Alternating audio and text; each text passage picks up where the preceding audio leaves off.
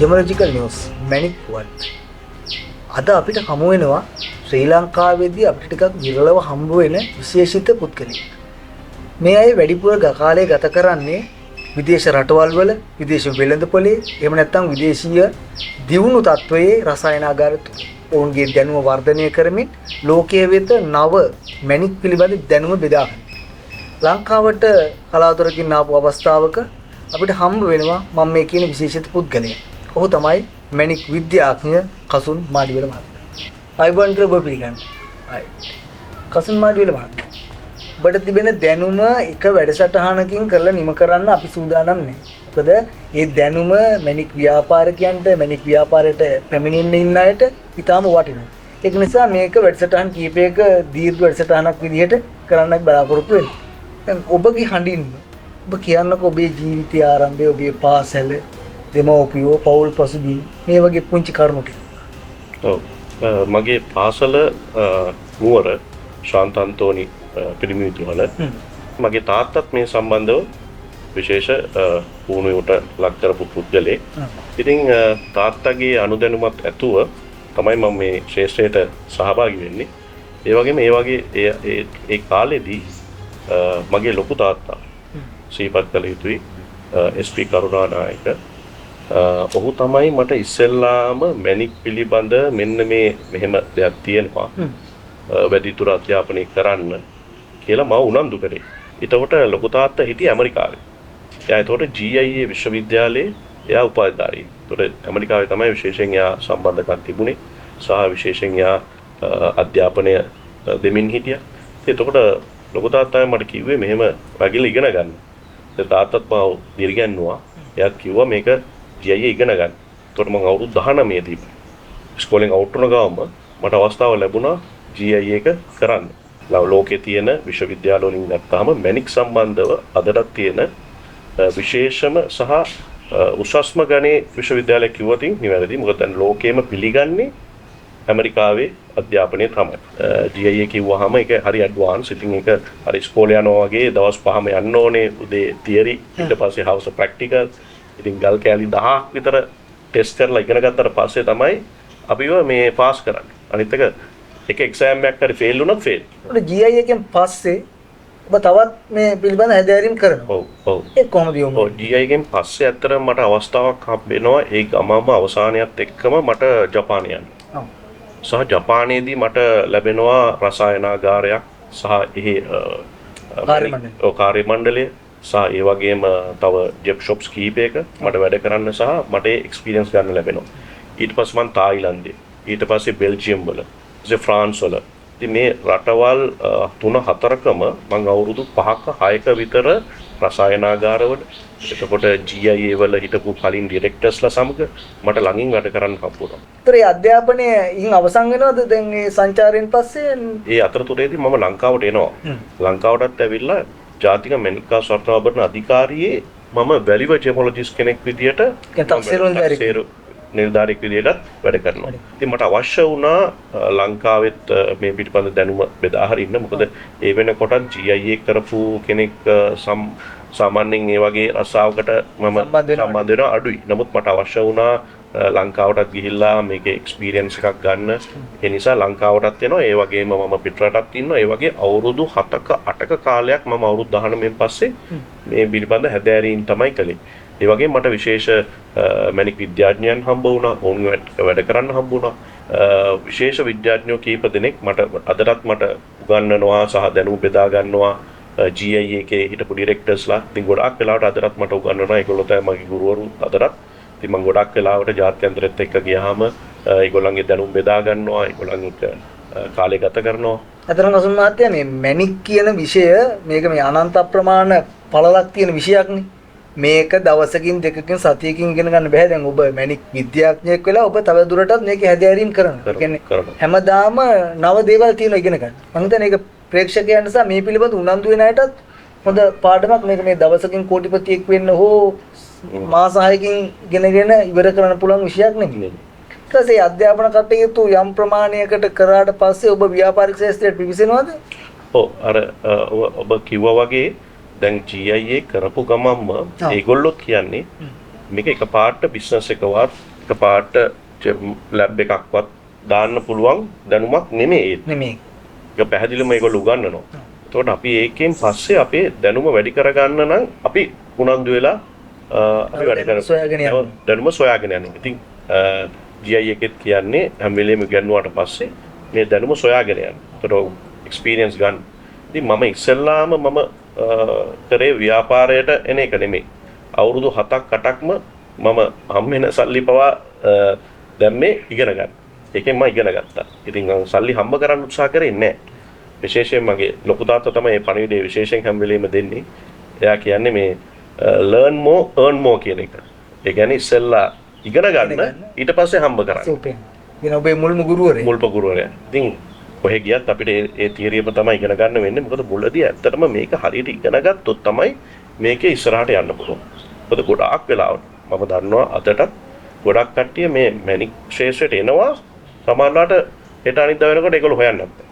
මොකද හේතුව අර අපි කියනවා කතාවට ඊට පස්සේ ගලක් විකුණලා එහෙම නැත්නම් ඒකේ පාඩු වින්දොත් පොඩි මුදලකුත් නෙමෙයි ලොකු මුදලක් නේ. ඊට පස්සේ පාඩු වින්දට පස්සේ ඔවුන්ට මේ රස්සාව එහෙම නැත්නම් මේ බිස්නස් එකේ පා වෙනවා. يعني ලොකු වියදමක් දරලා මේක ගලක් අරගෙන ගල විකුණ ගන්න බැරුව එහෙම නැත්නම් ගලෙන් පෙරදිලා ඊට පස්සේ මේ බිස්නස් එකේ පා වෙනවා.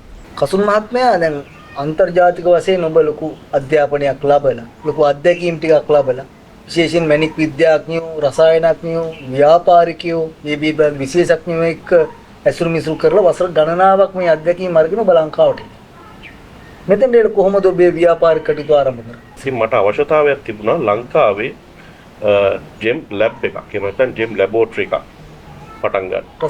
රසායනාගාරයක් පටන් ගන්න. එතකොට ඒ වෙනකොටත් ලංකාවේ තිබුණේ බොහෝම කීපයයි. සහ තාක්ෂණයේ මට්ටමින් ගත්තාම ගොඩක් තාක්ෂණය භාවිතා වුණේ නැහැ.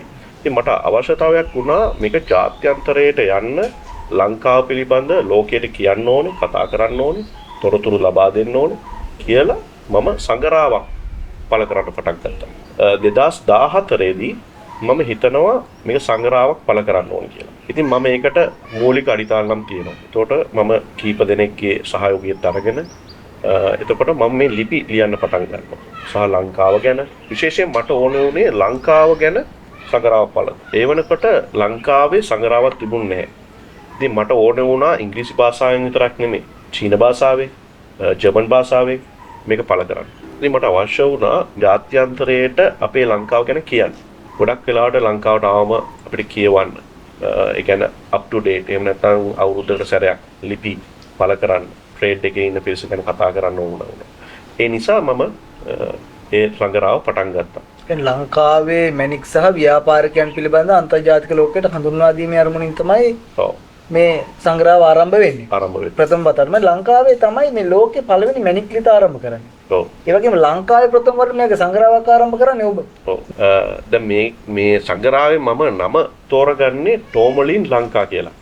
ඉතින් ඇත්තටම ඒකේ තේරුමත් ඇත්තටම මම කියන්න මම ඇත්තටම අවශ්‍යයි. මොකද හේතුව මොකද මට අවශ්‍ය වුණා මේ සංග්‍රහව ලංකාවේ කියන නම ලෝකෙට ගෙනියන්න. ඉතින් අපේ සිම්බල් එකක් විදිහට. මොකද ටෝමලින් ලංකා.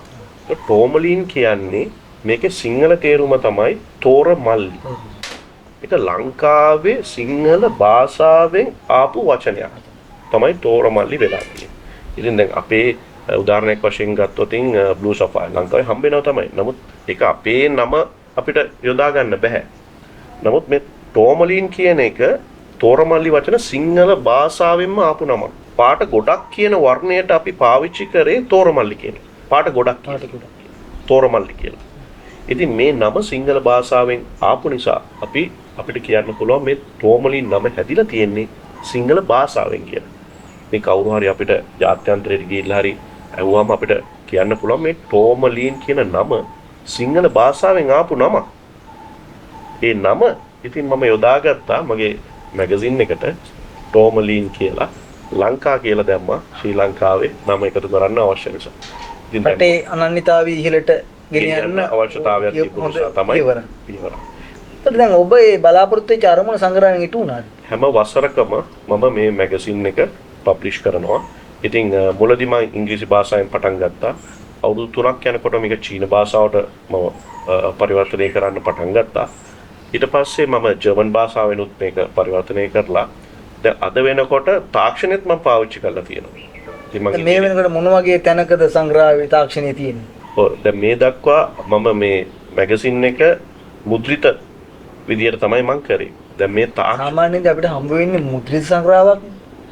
ඔව් දැන් තාක්ෂණ එකතු කරගත්තාම මේක මල්ටිමීඩියා කියන තාක්ෂණය යොදාගෙන ඕන කෙනෙක්ට ඕන තැනක ඉඳලා තමන්ගේ මොබයිල් ෆෝන් එක පාවිච්චි කරලා මේ ආටිකල් එකේ තොරතුරු වැඩි තොරතුරු අපි අතුලත් කරලා මේගොල්ලන්ට ඇත්තටම කියවනවට වඩා ලේසියෙන්ම මේක බලන්න පුළුවන් විදියට මේක තාක්ෂණය මම මුසු කරලා තියෙනවා. කියන්නේ ඔබ මේ තෝමලින් ලංකා සංග්‍රහවට නවීන තාක්ෂණය එකතු කරලා ශ්‍රව්‍ය දෘශ්‍ය විදියට මේක නිර්මාණය කරලා තිබෙනවා. නිර්මාණය කරන්නේ. අපේක භාවිතයෙන් ඔව් සංග්‍රහව කියව ගන්න පුළුවන්. පුළුවන්. මේක මං හිතන්නේ ලංකාවේ ප්‍රථම වතාවට සිද්ධ වෙන දෙයක්. ලංකාවේ වගේම මම හිතන්නේ ලෝකෙත් මැණික් ශ්‍රේෂ්ඨයේ සංග්‍රහාවක් මේ විදියට පළ වෙලා නැහැ. මං හිතන්නේ මේ මැණික් ගැන දැනගන්න ඉන්න අයට මැණික් ගැන නව දැනුම ලබා ගන්න ඉන්න අයට හොඳ තොරතුරක් කසුන් මහත්මයාගේ මේ තොරතුර සහ ඔබ කරන ක්‍රියාව අපි ඇත්තට පැසසීමට ලක් කරනවා. ඒක සර්ව ප්‍රකාරයෙන්ම සාර්ථක වෙන්න කියලා අපේ ජෙමොලොජි නිවුස් අපේ YouTube නාලිකාවෙන් ඔබට සුබ පතනවා. තෝමලින් ලංකා සංග්‍රහයෙන් පසුව ඔබ නැවතත් අර රසායනාගාරයක් ආරම්භ කිරීමේ අවස්ථාවට පිවිසෙනවා. ඔව්. ඒ ආරම්භය පිළිබඳව කියන්නකෝ. ඔව්. සංග්‍රහයෙන් පසුව මම තීරණය කරනවා මේ නමත් මගේ ජීවිත කාලයේ මගේ ව්‍යාපාරවලට යොදා ගන්න ඕනේ කියලා තමයි ටෝමලින් ලංකා කියන නම යොදාගෙන TGL කියන මගේ බ්‍රෑන්ඩ් එක. අදටත් මම පාවිච්චි කරන්නේ TGL. මොකද TGL කියන්නේ? ටෝමලින් ලංකා ජෙම් ලැබ්. ඉතින් මම මේ නමම පාවිච්චි කරලා මගේ හැම ව්‍යාපාරයකට මගේ කටයුත්තකටම මේ නම පාවිච්චි කරන්න ඒ කියන්නේ ඔබට ආශිර්වාදයක් වෙනවද ටෝමලින් ලංකා කියන මේ තෝරමල්ලි ඔබට ආශිර්වාදයක් වෙනවා. ඒ විදිහට මුලින්ම කොහෙද රසායනාගාරයක් ආරම්භ කරන්නේ? මුලින්ම මම පටන් ගන්නේ කොළඹ. දැන් ලංකාවේ සුප්‍රසිද්ධ මැණික් නගරය රත්නපුර. ඊළඟට තිබෙනවා විශාල මැණික් ව්‍යාපාරයක් බේරු. අග නගරේ කොළඹ. දැන් ඔබ මේ ත්‍රිකෝණේ අර කොන තෝරගන්නේ කොළඹ තෝරගන්නේ මේ මුලින්ම මම පටන් ගන්නේ මගේ පහසුකම් ටික සපය ගන්න. සහ මම ගෙනාපු මැෂින්ස් වල එහෙම නැත්නම් ගෙනාපු උපකරණ මම අලිනුත් කිව්වා මම තාක්ෂණය ගොඩක් දුරට භාවිතා කරා දැන් අවුරුදු 15කට කලින්. ඒතකොට ලංකාවේ තාක්ෂණයත් ඒ මැණික් විද්‍යාගාරවල ඒ වෙලාවේ බොහොම ප්‍රාථමිකවට තිබුණේ. මට ඕන ඒ මැෂින්ස් ඇත්තටම අපි කියන කැලිබ්‍රේට් කරනවා කියලා. මට මැෂින්ස් ටික අපි ගෙනල්ලා මේ ඒ සූදානම ඇති කරගන්න මට අවුරුදු 2ක 3ක විතර මූලික කාලයක් ගියා. කියන්නේ අඩිතාලම දාගන්න. අඩිතාලම දාගන්න. ඉන් පසුව තමයි මම තීරණය කරන්නේ බේරුවල. ඉතින් බේරුවල තමයි කීයකද කරන්නේ? බේරුවල ලැබ් එක දැන් අවුරුදු 10ක් වෙනවා. කසුන් මාඩිවල මහත්මයා කියන්නේ මැණික් විද්‍යාඥයෙක්, මැණික් විශේෂඥයෙක්, ඒ වගේම මැණික් ව්‍යාපාරියෙක්. එතකොට ඔහු සතුව තිබෙනවා තෝමලින් ලංකා කියලා මැණික් රසායනාගාරය. අනිවාර්යයෙන්ම සාමාන්‍ය ව්‍යාපාරිකයෙකුට වඩා මැණික් විද්‍යාඥයෙක් සතු රසායනාගාරික විශේෂත්වයක් තිබෙනවා. නමුත් මම මුලින්ම දැනගන්න කැමති මොකක්ද මේ ජෙම් ලැබ් එකක් කියන්නේ? ඔව් මුලින්ම ජයක්‍රම කිව්වා මේ මැණික් ව්‍යාපාරිකයෙක් කියලා. මම ඒකත් පොඩ්ඩක් හඳුන්වා දෙන්නම්. ඇත්තටම අපි මැණික් ව්‍යාපාරිකය කියන නම නෙමෙයි පාවිච්චි වෙන්නේ. මැණික් විද්‍යාඥයෙක් එහෙම නැත්නම් රත්න විද්‍යාඥයෙක් කියන නම තමයි හරිම වචනේ. මොකද හේතුව අපි මේ කරන්නේ සර්විස් එකක්. අපි සර්විස් ප්‍රොවයිඩර්ස්ලා. එතකොට අපි කරන්නේ ව්‍යාපාර ශාස්ත්‍රයේ ඉන්න පිරිසට අපි සේවයක්. එක හෙලා අපි ව්‍යාපාර සම්බන්ධ වෙලා වැඩ කරන්නේ නැහැ. ඒකට විශේෂ හේතු කිහිපයක් තියෙනවා. ඒකට තමයි අපි අර කතා කරනවා ජෙමොලොජි වල තියෙන ethics නැත්නම් සදාචාරාත්මක දේවල් තියෙනවා සහ ජෙමොලොජිස්ට් කෙනෙක්ගේ කාර්යභාරයක් තියෙනවා. එතකොට මේකට හේතුව තමයි අපි ජෙමොලොජිස්ට්ලා විදිහට අපි කරන සේවය අපි ව්‍යාපාර ශාස්ත්‍රයේත් එක්ක ගැටිලා ඉන්නේ නැහැ හැම වෙලේම. මොකද ඒකෙන් අවාසිත් තියෙනවා වාසිත් තියෙනවා. හේතුව තමයි දැන් අපි ලැබොරටරියක් එහෙම නැත්නම් රසායනාගාරයක් පවත්වාගෙන යනකොට අපි කරන්නේ ඒ ට්‍රේඩර්ස්ලාගේ ගල් අපිට දුන්නාම අපි මේක ඇත්තටම සාධාරණව සහ අපි කිසිම කෙනෙක්ට යටත්ව නොවි අපි ඒකට කියන ඉන්ඩිපෙන්ඩන්ට් කියලා. ස්වාධීනව තමයි මේ මැණික් ගලේ තොරතුරු අපි ලබා දෙන්නේ. ස්වාධීන විශ්ලේෂණයක් කරන්න. එතකොට අපි ව්‍යාපාර ශාස්ත්‍රයේ හිටියාම අපිට මේක මිස්යූස් කරන්න පුළුවන්. එහෙම නැත්නම් වැරදියට පාවිච්චි කරන්න පුළුවන්. ඉතින් ලෝකේ ගත්තාම මේක එතික්ස් කියලා තියෙනවා. ඒතර ජෙමොලොජිස්ට්ලාට තියෙන යුතුයකම තමයි ඔයා ජෙම් එක ටෙස්ට් කරලා මේක ස්වාධීන ලෝකයටම ස්වාධීන රිපෝට් එකක් දෙන එක. ලෝකෙම පිළිගන්න වාර්තාවක් ලබා දී. එතකොට අපිට බෑ මම ගල් විකුණන ගමන් සර්ටිෆිකට්ස් දෙන්න. ඒතර මම ෂොප් එකක් උදාගෙන මේ ගල් විකුණන අතරේ මම සර්ටිෆිකට්ස් දුන්නොත් ඒක සදාචාරාත්මක නැහැ. ඒ කියන්නේ මැණික් රීතීන්ට අනුකූල නැහැ. කොයි කොටසද රසායනාගාරයකින් සිද්ධ කරන්නේ? ඔව් රසායනාගාරය ඇත්තටම අපි සිදු කරන්නේ අපි ඕනම කෙනෙක් ලෝකේ ඕනම කෙනෙක් ලංකාවේ ගලක් හෝ ඔබ ගලක් ගන්න මිලදී ගැනීමේදී ගියාට පසුව ඔබට මේ මිලක් ඔවුන් සමග මිල සාකච්ඡා කරාට පසුව හෝ පෙර ඔවුන්ට පුළුවන් අපේ රසායනාගාරයට පැමිණ මේ ගල සින්තටික්ද එහෙම නැත්නම් මේක කෘත්‍රිම හදපු එකක්ද නැද්ද එහෙම නැත්නම් මේක ට්‍රීට්මන්ට් එකක් තියෙනවද ට්‍රීටඩ්ද නැචරල්ද ඒ වගේම ට්‍රීට්මන්ට් වර්ග ගොඩාක් තියෙනවා. ඉතින් අද මම හිතනවා විශේෂ සාකච්ඡාවක් අපි දැනුත් තියෙනවා මොකද ලොකුවට ප්‍රශ්න ගොඩක් තියෙන ට්‍රීට්මන්ට්ස් තියෙනවා. අපි ඒ ගැනත් සාකච්ඡා කරමු. මම හිතන්නේ කසුන් මහත්තයා ඔබ අන්තර්ජාතික වෙළඳාම හා සම්බන්ධයි සහ අන්තර්ජාතිකව මැණික් පිළිබඳව ඔබ හැදෑරීමක් කරන සහ ඇසුරු මිසුරු කරන නිසා අපි මේ පිළිබඳව වෙනම වැඩසටහනකින් කතා කිරීම මම හිතන්නේ වඩා හොඳයි කියලා. ඒ නිසා අපි එතකොට ඒ පබ්ලික් ඒ කියන්නේ පොදුවේ තියෙන ගලක් අපිට ආවම අපි ඒක ස්වාධීන ටෙස්ට් කරලා අපි ඒක දෙනවා. ඇත්තටම ඒකට අපි දෙන්නේ රිපෝට් එකක්. වාර්තාව. එතකොට මේ වාර්තාවක් ඉදිරිපත් කරාම අපිට ඒ කස්ටමර් එහෙම නැත්නම් ඒ බය එතකොට ඒකේ විස්තරේ අනුව උන්ට පුළුවන් ගල මිලදී ගන්න ඕ ගල විකුණන්න. එතකොට අපි ජාත්‍යන්තර මට්ටමට අපි ලැබ් එක ඔවුන්ට විශ්වාසය සහ අපි රිපෝට් එකක් එහෙම නැත්නම් වාර්තාවක් ලබා දෙනවා. ඔබ ලෝකයේ විශ්වවිද්‍යාලවලට ගිහිල්ලා මැණික් වෙළඳපළට ගිහිල්ලා ඔබ ලබාගත්ත ලොකු දැනුමක් තිබෙනවා. මේ දැනුම ඔබ කැමති නැද්ද? විධිමත් අධ්‍යාපන ක්‍රමවේදයක් විදිහට ලංකාවේ සහ ලෝකයේ මේ පිළිබඳ ඉගෙන ගන්න අයට ලබා දෙන්න. ඔව් ඇත්තටම ඒ ලංකාවේ දැනට ජාත්‍යන්තර මට්ටමේ ඉගෙන ගන්න තැනක් නැහැ. ඉතින් ගොඩක් වෙලාවට ඔබට පෞද්ගලික ආයතනයක් නැහැ ජාත්‍යන්තර මට්ටමින් මේ මැණික් පිළිබඳ දැනුමක් ලබා ගන්න සහ ජාත්‍යන්තර පිළිගන්න සහතිකපත්‍රයක් නිකුත් කරන්න. ඉතින් ඒකට ගොඩක් වියදමක් සහ ලෝකේ විශාල මුදලක් වැය කරන්න. සහ ලෝකේ පිළිගැනීමක් තිබෙන්නත් ඕනේ. ලෝකේ පිළිගැනීමක් තිබුණා. දැන් ඉන්දියාවේ දැන් ISGJ International School of Gem and Jewelry කියලා ISGJ කියලා දැන් ඉන්ස්ටිටියුට් එකක් පටන් ගන්න තියෙනවා. ඒක දැන් අවුරුදු 20ක් විතර. දැන් ලෝකේ ජාත්‍යන්තර තත්ත්වයටම PhD එකක් යනකම්ම අපි මේක ජෙමොලොජි කෝසස් කරනවා. ඔබ දැනට ඒ ආයතනයේ සේවය කරනවා. විශේෂයෙන් මම ලෙක්චර් කෙනෙක් විදිහට සහභාගී වෙනවා සහ මම ඒකේ ඉගෙන ගන්නවා. ඒ කියන්නේ මගේ දැනුමත් බෙදා ගන්නවා. ඉතින් අපි එකතු වෙලා අපි කල්පනා කරා ලංකාවේ ඉන්ටර්නැෂනල් ස්ටෑන්ඩඩ් එකට ලංකාවේ විශේෂයෙන් දියමන්ති ගැන, ජුවලරි ඩිසයිනින් ගැන, ජෙමොලොජි ගැන, ජෙම් මාකටිං ගැන, එතකොට CAD ඩිසයින්ස් ඒ කියන්නේ හැම ශේෂ්ත්‍රයක්ම ආවරණය වෙන විදිහට ලංකාවේ උගෙනීමේ පාසුකම් අපි දැන් ලංකාවේ සකස් කරමින් යනවා. ඇත්තට මේක දවසින් දෙකකින් කරන්න පුළුවන් දෙයක් නෙමෙයි. මගේ ජීවිතය ගත්තාම දැන් මේ කොටස් ලංකාවට ගේන්න මේ වගේ ස්ටෑන්ඩඩ් හදන්න ඉතින් අපි කාලයක් ගත කරනවා. ඉතින් මේ අපි ඊට අවසාන කොටසේ දැන් ඉන්නේ. ඉතින් අපිට පුළුවන් ඊට මෑත කාලයේදීම මේ ඉන්ටර්නැෂනල් ස්ටෑන්ඩඩ් සර්ටිෆිකට් එකක් ලංකාවේ ඊටාත්ම අඩු මුදලකට එහෙම නැත්නම් බොහොම සාධාරණ මුදලකට ලබා ගන්න.